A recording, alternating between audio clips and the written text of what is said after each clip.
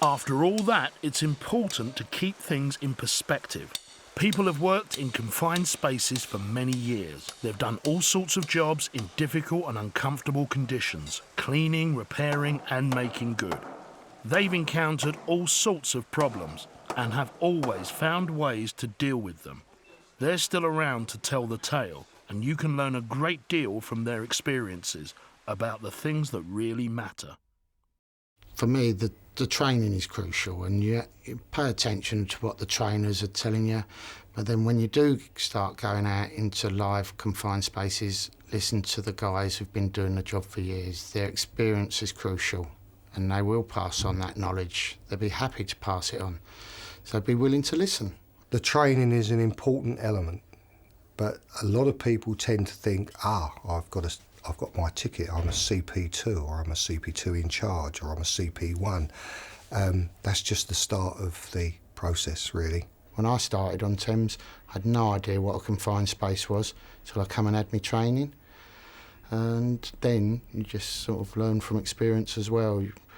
It's not over once you get your ticket. I did my first training with Thames, say 19 years ago odd, and I'd already had 20 years of confined space work with no training. Absolutely no training at all.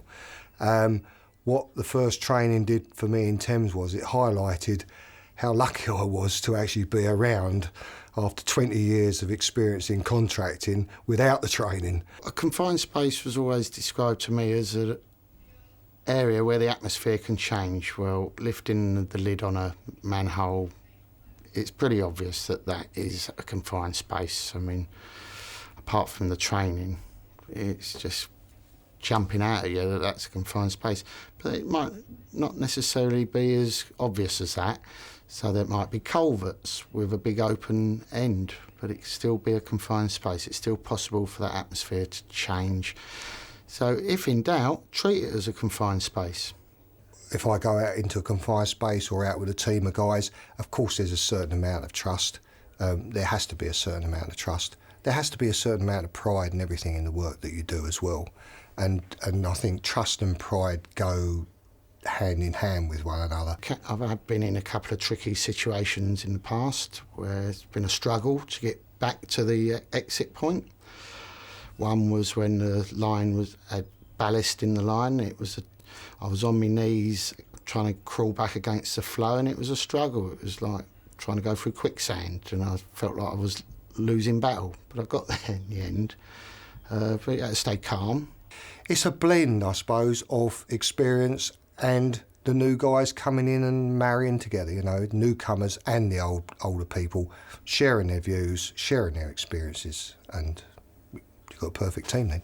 My biggest help was the colleague who I was in the line with. You know, to know that you're not actually on your own, and there's two of you getting out, and, well, he's pushing me, so I'm going. So, yeah, I know it sounds funny, but, yeah, to be with someone else, so you don't really want to be on your own in these situations. Be proud to show people and say, this is where I work, this is the work I do. You know, it's in a sewer. Someone's got to do it. It's essential. It's essential that it's done. And I think that goes a long way to actually keeping you safe and keeping your colleagues safe, because if you are, they are. Don't take nothing for granted. You could have been to the same location time and time again, never had a gas alarm, but it's going to be that one time when you go there, when you do. So you've got to treat each entry as a fresh entry. If they can do it, why not you? If you practice what you've learned in your training and stick to the rules, you'll be perfectly safe throughout your working life.